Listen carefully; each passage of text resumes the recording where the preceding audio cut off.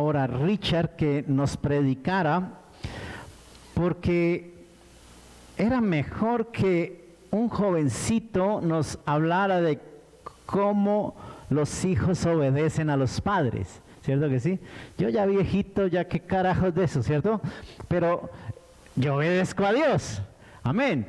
Pero qué rico que un jovencito le predique cómo debe ser ese comportamiento hacia los padres. ¿Por qué? Porque estamos finalizando la carta a los Efesios, la carta a los Efesios como tal, y ese concepto que tiene el apóstol Pablo de decirnos, oiga, ustedes tienen una nueva vida en Cristo.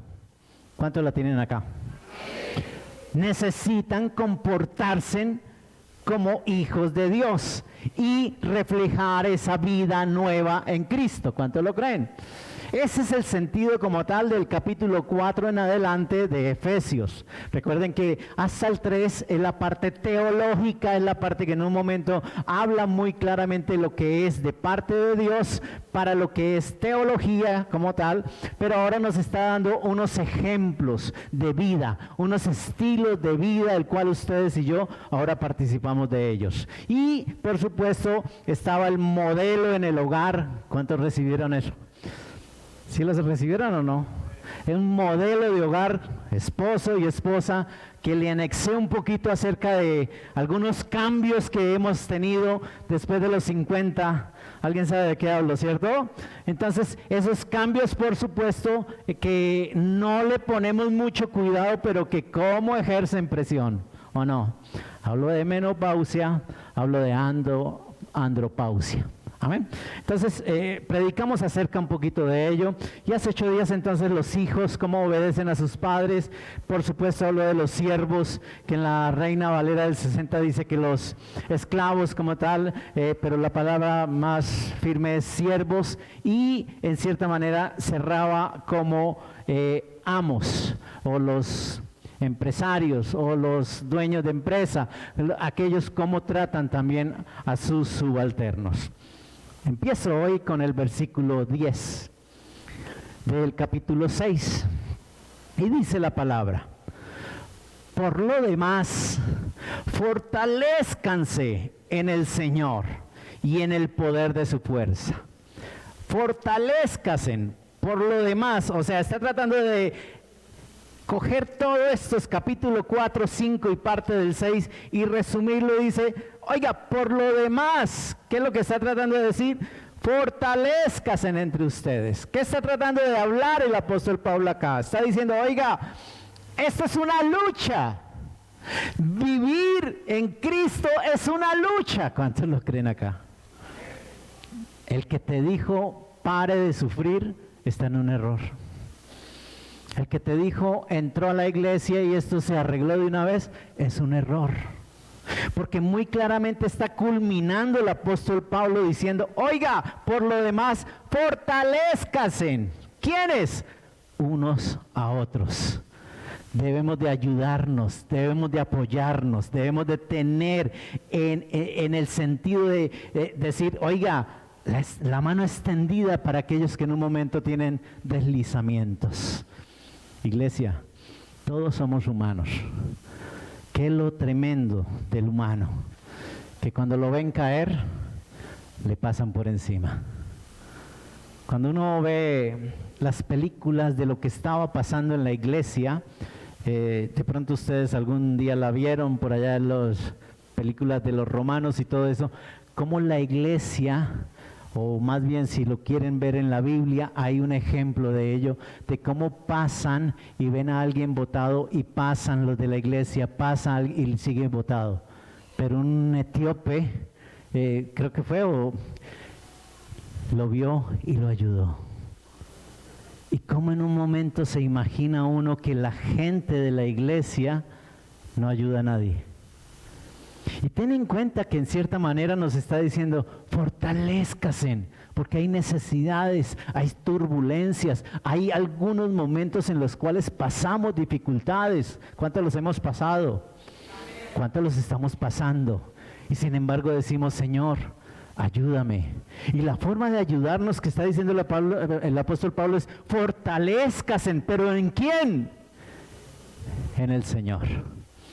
Ustedes y yo estamos acá. Y de pronto ustedes dicen, uy, pastor, ayúdeme. Claro que sí, yo te apoyo. Yo te apoyo. Yo te puedo dar la mano en un instante, pero muy claramente dice el apóstol Pablo, ¿en quién tienes que fortalecerte? ¿En quién tienes que esperar? ¿En quién tienes que confiar? ¿En quién es el que debes en un momento estar esperando claramente? En el Señor. Porque Él sí tiene el poder y tiene fuerza para sacarte adelante. Es lo que está diciendo el texto. Es lo que está tratando de hablar el texto, de que en cierta manera nos ayudemos unos a otros para seguir adelante. Versículo 11. Revístanse con toda la armadura de Dios para que puedan estar firmes contra las incidencias del diablo. O como lo dice la Reina Valera del 60, vestidos de toda la armadura de Dios para que podáis estar firmes contra las acechanzas del diablo. Y entonces nos habla de algo. ¿Habla de qué? De una armadura. ¿Qué se le viene a la cabeza cuando hablamos de armadura? ¿Qué se le viene de una vez a la cabeza? ¿Un soldado? ¿Cierto que sí? Como vestido de una manera para guerra, ¿cierto que sí? Traigamos un ejemplo hoy. ¿Recuerdan a Saúl? Saúl en un momento le puso una armadura ¿a quién? A David. ¿Para qué? Para que fuera y peleara. ¿Cierto? ¿Se acuerdan la historia? Entonces le colocó una armadura a David. ¿Cómo salió David? Yo con eso no puedo. Yo con eso no puedo pelear. Yo con todo eso puesto me quedo como amarrado. Tráigase en un momentico a la mente eso. Porque hemos creído que eso que está diciendo acá el apóstol Pablo debe ser literal. Y entonces en muchas ocasiones todas las mañanas me debo colocar la armadura o si no, ¿quién sabe qué pase? No, yo te quiero enseñar hoy a la luz de la palabra, no te la quites. No te quites, uy pastor, pero dormir con ella, ¡claro! Porque cuando está hablando de algo acá, de armadura, está hablando de algo espiritual. Aquí no está hablando de esa armadura que en un momento, uy no pastor, es que eso pesa mucho. ¡Claro! Pero la carga de Jesús es liviana. Y le quiero enseñar a la luz de la palabra cómo en un momento cada uno de los elementos que usa la armadura nos lleva a Jesús. Y cuando se trata de eso, me está diciendo, mantente firme de la mano de Jesús, que Él pelea por nosotros y gana la batalla por nosotros. ¿Me voy a entender? Entonces los conceptos empiezan a cambiar. ¿Cómo así? O sea, no tengo que ponerme los zapatos todos los días, el yelmo, o sea, no puedo, no te lo quites. No que te lo quites porque eso es lo que nos va a enseñar. Amén. El cristiano necesita vestirse de toda la armadura de Dios. ¿Y para qué debemos de tener esa armadura de Dios? Para vencer al enemigo, que es lo que me está diciendo el texto, ¿cierto? ¿Para qué? Para que estén firmes cuando venga ¿quién? El enemigo. O sea, significa, iglesia, que a pesar de que tenemos a Jesús en el corazón, de que a pesar que aceptamos las cosas de Dios, tenemos un enemigo.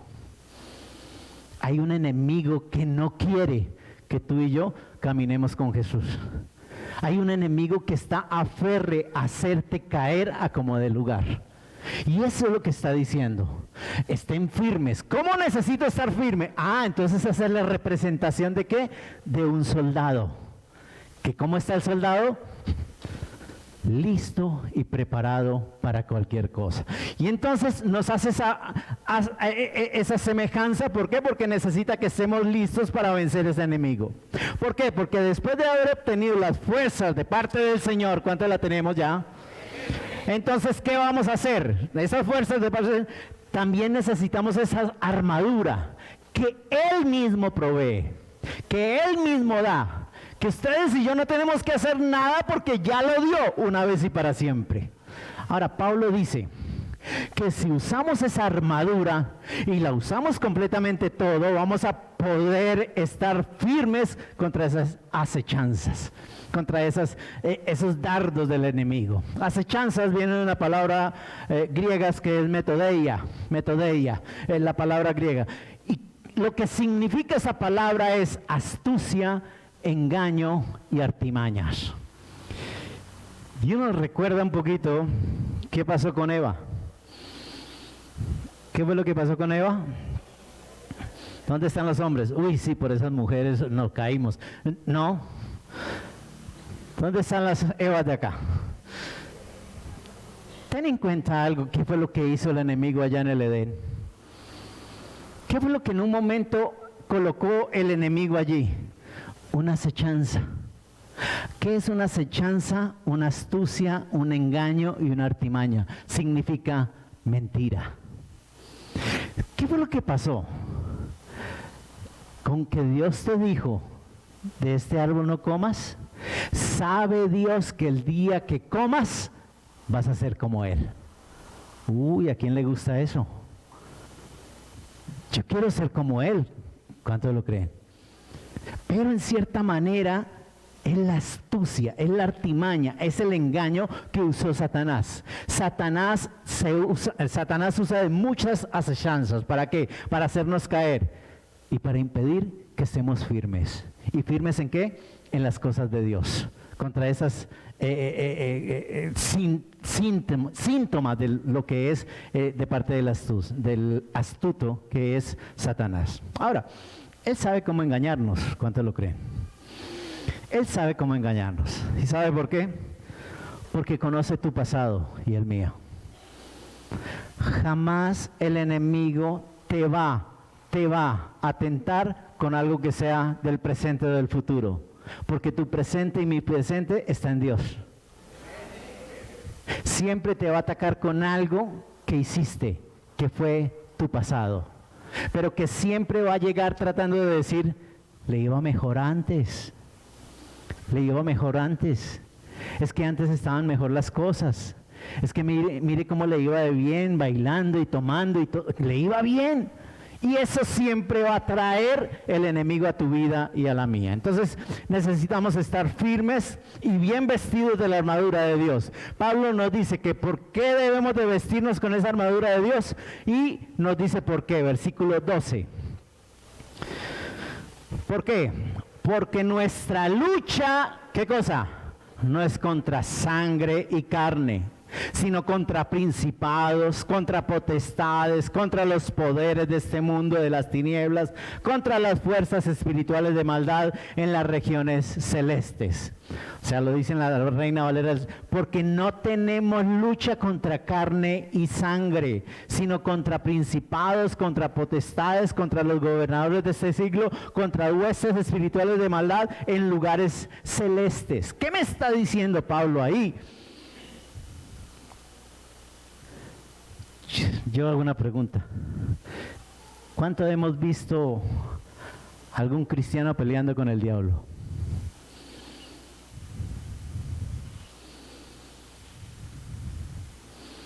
Y te lo quiero decir de esta manera.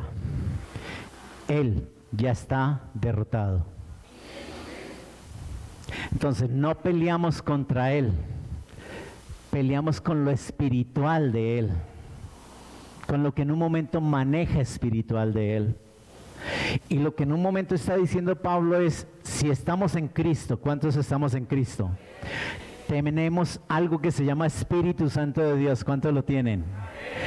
Ese es el que pelea con esas huestes de maldad, con esas potestades, con eso que es espiritual.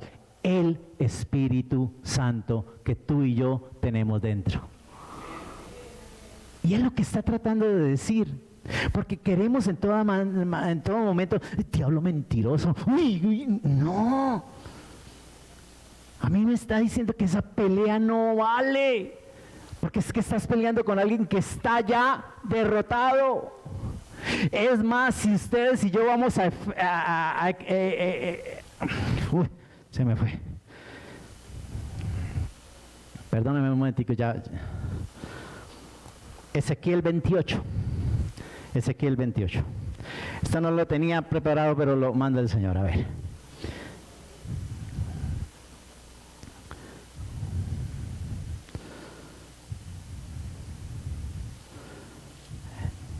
...28...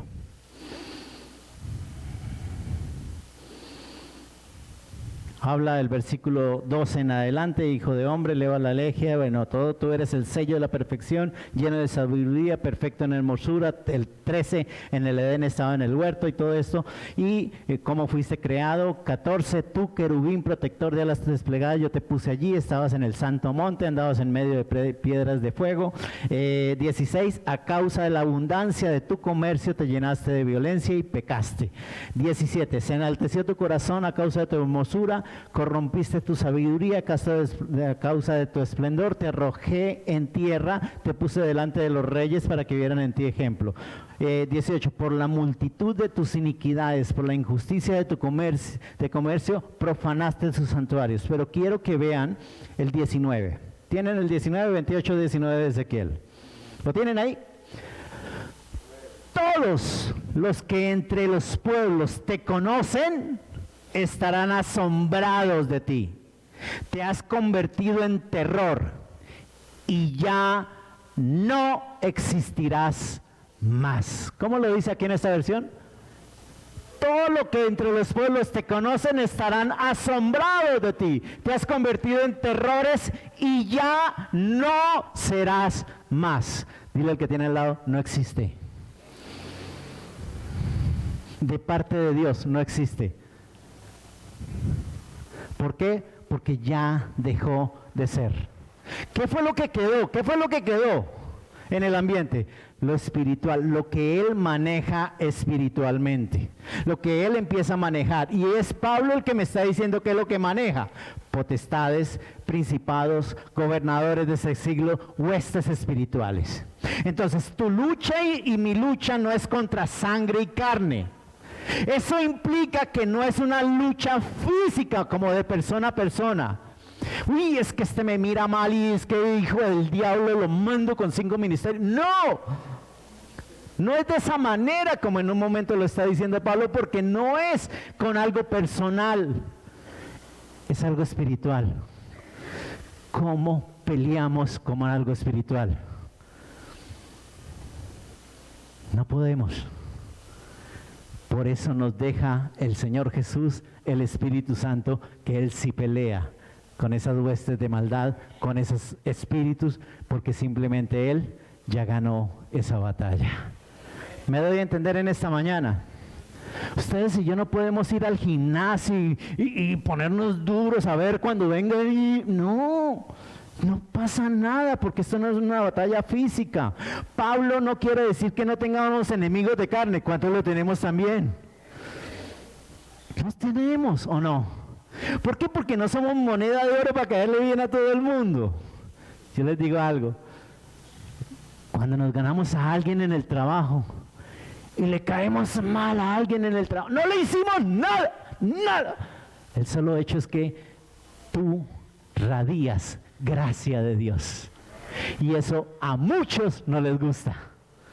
Y cuando no les gusta esa gracia de Dios, vas a tener un enemigo, pero tú no lo vas a coger y le vas a decir: venga, arreglamos por la... No, porque no se están metiendo contigo, se están metiendo con Dios, y Él se encarga de esa pelea. No sé si me estoy dando a entender. Es lo que Pablo está diciendo. Claro que tenemos enemigos, por supuesto. ¿Por qué? Porque no los ganamos hasta gratuitos. Pero es que la lucha no es con ellos. La lucha más grande es aquel que nos hace caer. Aquel que en un momento nos hace pecar. Yo no sé si me di a entender. Entonces, ¿contra quién es? Me dice, contra principados. La palabra es arché, enemigos espirituales de parte de Satanás.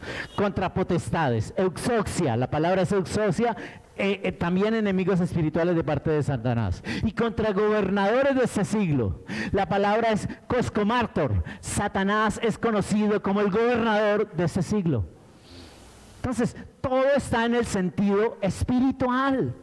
Todo lo que en un momento nos está diciendo allí es el sentido espiritual. Nos habla de los huestes espirituales de maldad. La palabra es poneria y describe todo aquello que tiene que ver con el pecado y que nos hace caer. Entonces, sí significa que hay una lucha espiritual, que si tú no te afirmas, que si tú no estás firmes en el Señor, te hace caer, te hace resbalar.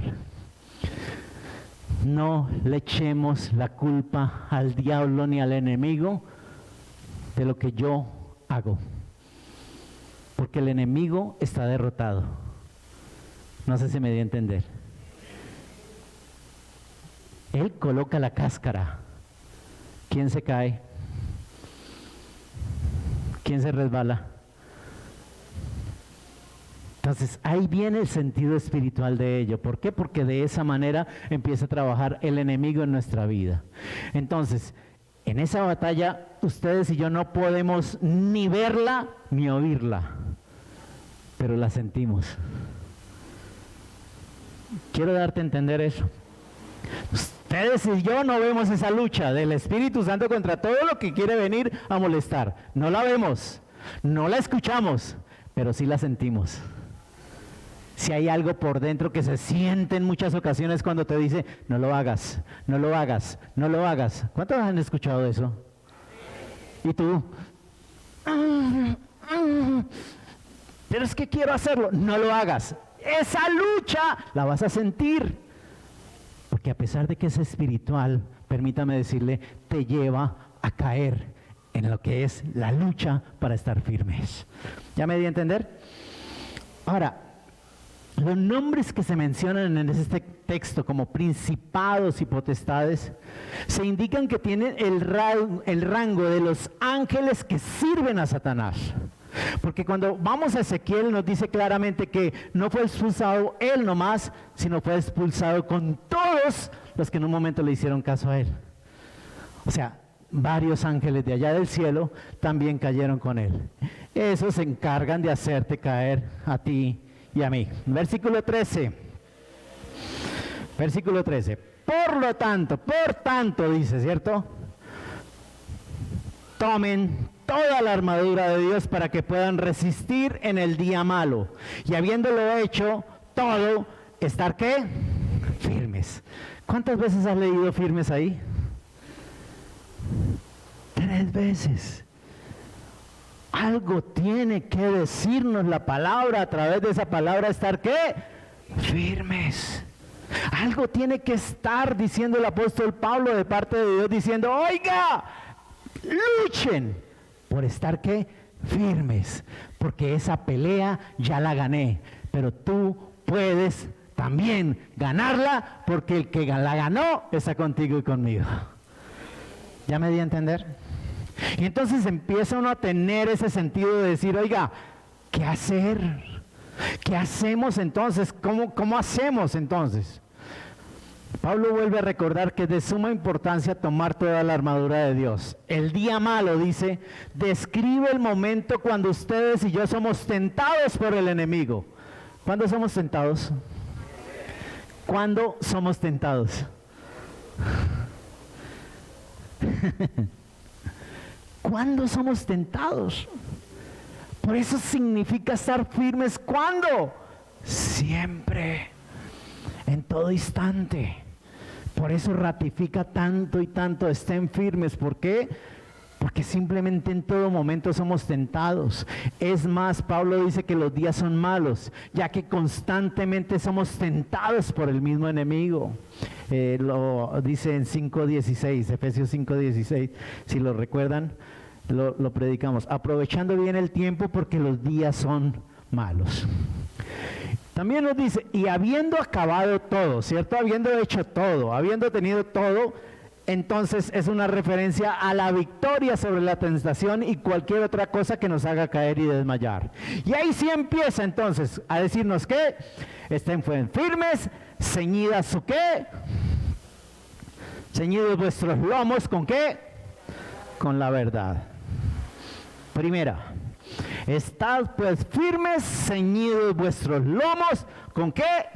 Con la verdad. ¿Qué son lomos para ti?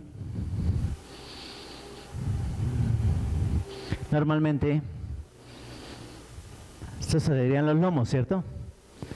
A la luz de la palabra es este. Los lomos son estos. Y como nos está diciendo, estad pues firmes, ceñidos vuestros lomos con la verdad. Cualquiera diría, bueno, ¿qué correa tenemos que ponernos? ¿Cuál sería la correa mejor? Y una correa de verdad, que no sea de esos cueros ficticios, ¿cierto que sí? O sea, una voz y una Vélez, algo así como, ¿sería eso lo que me está hablando? Oiga, ten en cuenta que el sentido que lo que está diciendo es cíñete con algo que se llama verdad. Cíñete con algo que se llama verdad, porque tú a través de la verdad caminas para la gloria de Dios. ¿Me doy a entender en esta mañana? Empieza en un momento a decirnos de qué manera es que debemos de vestirnos. Pablo comienza a enumerar esa armadura que necesita que esté en nosotros. Y cuando lo dice, la verdad es el cinturón que mantienen todas las piezas de la armadura en su lugar. Aquí hay dos vías en las que la verdad es parte de la armadura de Dios. La primera se refiere a las verdades de las Escrituras, que es lo opuesto a las mentiras del enemigo.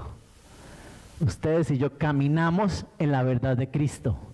No nos convencemos de las mentiras del diablo. ¿Cuánto lo creen? Es más, Jesús nos dijo, ustedes deben conocer la verdad y la verdad os hará libres. ¿Quién lo dijo? Jesús, ¿cierto que sí? Ahora, las grandes verdades de la Biblia, ¿cuáles son las grandes verdades? El amor de Dios. ¿Cuántos creen que Dios nos ama? ¿Cuántos creen que Jesús nos salvó por medio de la fe? ¿Cuántos creen en la segunda venida del Señor? ¿Cuántos creen en el perdón de los pecados? ¿Cuántos creen en la gracia y el poder de vivir en Jesús? Esas son las verdades. Estas son las verdades que nos hace verdaderamente libres de las mentiras de Satanás. Ustedes y yo tenemos a Jesús, y Jesús es suficiente verdad contra las mentiras de Satanás. La verdad es que el amor de Dios y la salvación nos hacen libre del pecado y de la muerte. Entonces, ¿qué me está diciendo? ¿Cuál es el sentido de lo que es el cinto como tal? Cuando me hace la relación de verdad, me está diciendo la verdad es Cristo. Pero hay una segunda vía en la que la verdad sirve como un cinturón, y es manteniendo junta la armadura de Dios. Es el compromiso, nuestro compromiso personal con la verdad, pero viviendo la verdad.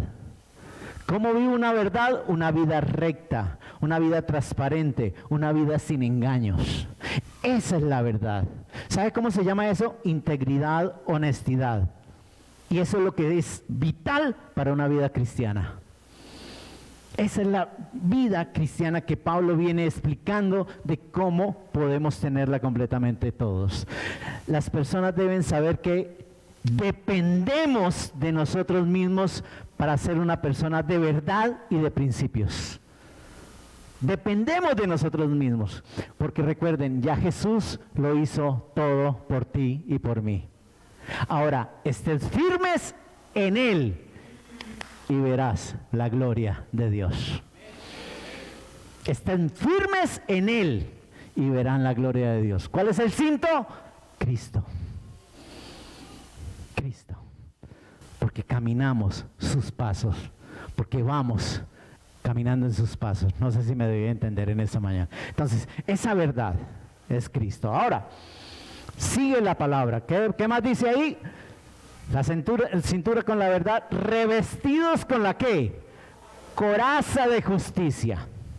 La coraza de la verdad cubre el corazón y lo protege junto con todos los órganos vitales. Entonces, recuerden cuál es la coraza, ¿no? ¿Cuál es la coraza? Se coloca ¿qué?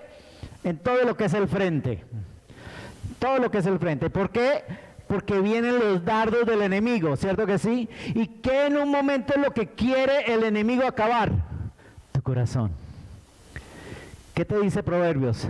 Sobre todas las cosas guarda tu corazón, porque de él mana la vida. Sobre todas las cosas guarda tu corazón, porque de él mana la vida. ¿Qué hace la coraza?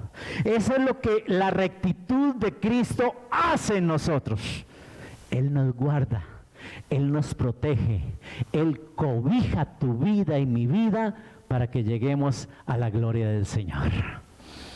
Entonces, esa coraza, iglesia, te protege en contra de las acusaciones y los cargos que Satanás quiere hacer sobre tu vida. La justicia no se compone de las buenas obras que ustedes y yo hacemos. Aquí quiero hacerles un sentido. ¿Por qué? Porque habla de la justicia.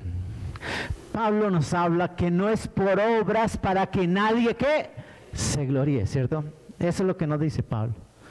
Pero Santiago nos dice, muéstrame tu fe sin obras y yo te muestro mi fe por las obras. ¿Qué significa eso? ¿Será que está contrarrestando de pronto a Pablo? ¿Será que está diciendo, está contrario a Pablo? No, no está diciendo eso. ¿Sabe qué es lo que está diciendo? Mis obras significan mi cambio de vida. Cuando a ti te dicen y a mí me dicen, oye, pero usted ha cambiado harto, ¿no? No soy yo, es Bel Rosita. No, es Cristo Jesús, que empieza a hacer una obra nueva en cada uno de nosotros. ¿Me doy a entender hoy? Amén, amén. Entonces, la justicia no se compone por buenas obras, porque por buenas obras, entonces vamos para el cañón del Conveime y hacemos la obra y ya, suficiente para el cielo. No, se trata de que Santiago está diciendo, yo por las obras que estoy mostrando en mi vida, en mi estilo de vida, en mi caminar de vida, estoy demostrando que algo pasó en mí, que ahora soy diferente. Eso es lo que está tratando de decir y lo quiero aclarar para que de pronto esté claro. La Biblia es clara que no hay justo ni siquiera uno, ni siquiera uno.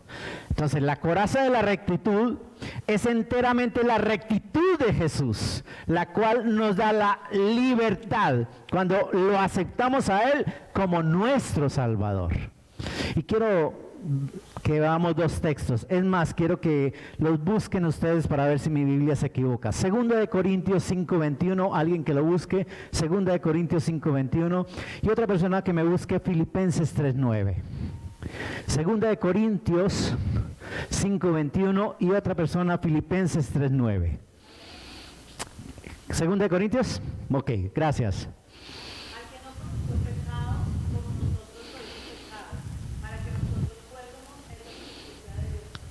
Ustedes y yo somos justicia de Dios. ¿En quién? ¿En quién? En Él. En Él. ¿En quién? En Cristo. ¿Cierto que sí? Estamos en Él, está diciendo. Ahora, ¿qué dice Filipenses 3:9?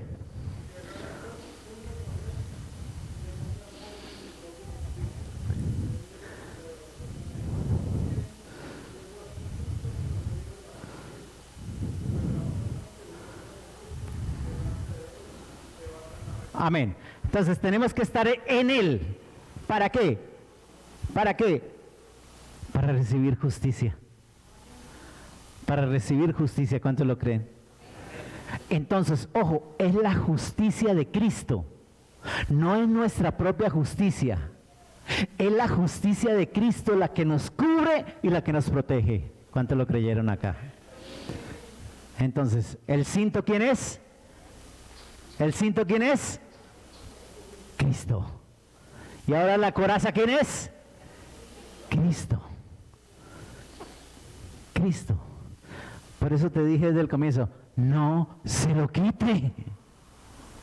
No te quites. Porque si te quitas eso, completamente desprotegido estás. Pero si Cristo está en ti, fortaleza hay para seguir adelante en el nombre de Jesús. ¿Qué sigue? 16. Y calzados los pies con la preparación para anunciar el evangelio de la paz. O calzados los pies con el apresto del evangelio de la paz. Tengo que aclararles algo, los calzados de los soldados romanos eran especiales en ese tiempo. ¿Por qué? Porque llegaban unos clavos atravesados para que el soldado no se resbalara y pudiera mantenerse firme en las líneas de vanguardia. Cuando yo estoy hablando de calzado, tú te dices, uy sí, las machitas esas, para estar firme. No, el calzado de ese tiempo era sandalias. Unas sandalias que se amarraban, unas sandalias normalitas que se amarraban como tal. ¿Qué hacían? Le atravesaban chuzos a las sandalias. ¿Para qué? Para que cuando esos chuzos necesitaran sostenerlos, los sostuvieran bien. Coloco un ejemplo como de aquellas que son atletas. Aquellos que son atletas y se colocan esas zapatillas, las cuales tienen unas puntas en la parte de abajo, con las cuales se impulsan para salir. Ese es el sentido como tal del calzado. ¿Por qué quiero llevarlo? Porque era la forma como el soldado no se resbalara y estuviera firme en los momentos. Pero también los capacitaban para poder viajar a diferentes terrenos sin tener problemas. Pero también los soldados romanos eran conocidos por viajar largas distancias en corto tiempo.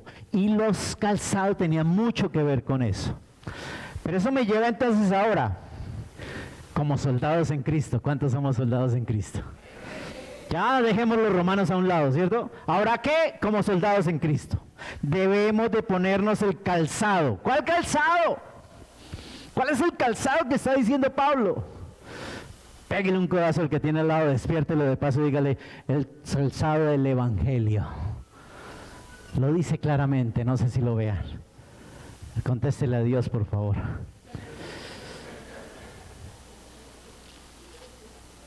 Calzados los pies con la preparación para anunciar el evangelio de paz. Ojo con lo que está diciendo, el calzado del ¿qué? Del evangelio, que nos permite marchar a donde nuestro Señor nos lleve. ¿Qué significa eso, iglesia? Por tanto, id y haced discípulos por todas las naciones, bautizándolos en el nombre del Padre, del Hijo y del Espíritu Santo. ¿Cuál es la delegación que te dejó a ti y a mí Jesús?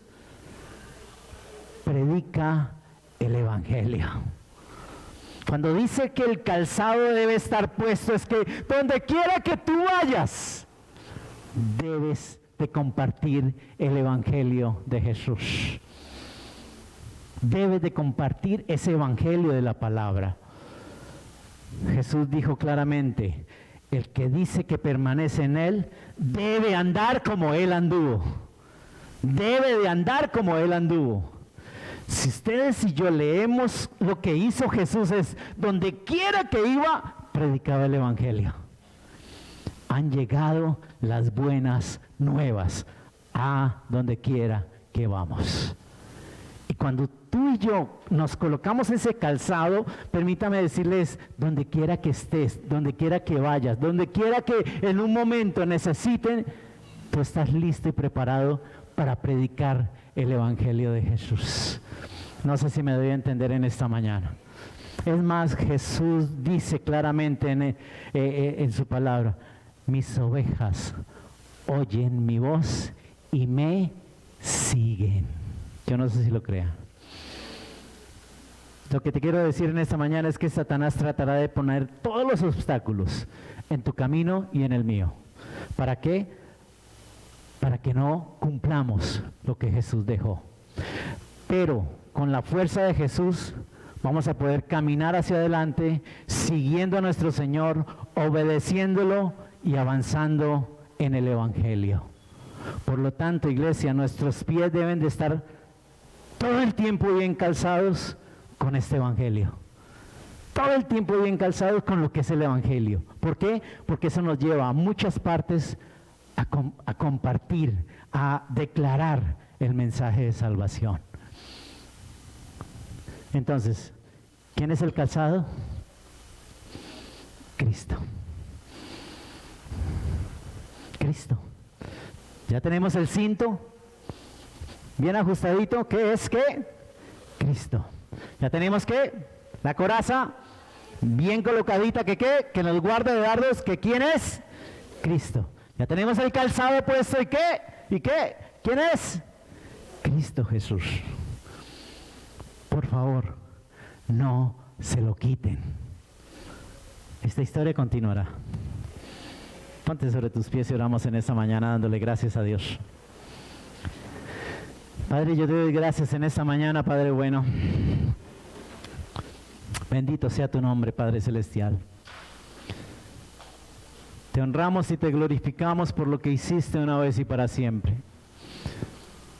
Tu iglesia, Señor, viene delante de ti y te dice, gracias, Señor, por lo que hiciste por nuestra vida, por lo que hiciste en nuestro caminar. Gracias porque todo lo hiciste ya para tener tranquilidad y paz, de saber que contigo y en ti tenemos salvación, Señor. Pero se nos olvida, buen Dios, que hay luchas, que hay dificultades, que hay batallas, que hay turbulencias, que hay situaciones en las cuales nos vemos ahogados, Señor. Y yo te pido en esta mañana, Señor, que nos hayas hablado claramente de cómo debemos tener puesta esa armadura. Mi Padre Celestial, ¿para qué quitárnosla? No hay necesidad de quitárnosla. O no hay necesidad de decirme, o la voy a ir a colocar, porque ya puesta está. Y debe estar puesta, porque los días son malos. Porque las circunstancias de la vida muchas veces nos lleva a la maldad. Así que hoy te pido en el nombre de Jesús, Señor, que seas tú, Padre Celestial, convenciéndonos una vez y para siempre de quién eres tú, qué has hecho tú por cada uno de nosotros. Y por supuesto que nos convenzamos que en ti, Señor, en ti, la batalla se puede ganar. En ti la guerra se puede ganar. Yo te pido, Señor, que nos convenzamos, que como el apóstol Pablo se convenció de ese Jesús Salvador, así nos convenzamos el día de hoy, Señor, de que son los ejemplos palpables que Pablo estaba mostrando en su momento para que reaccionaran y dijeran, es una batalla.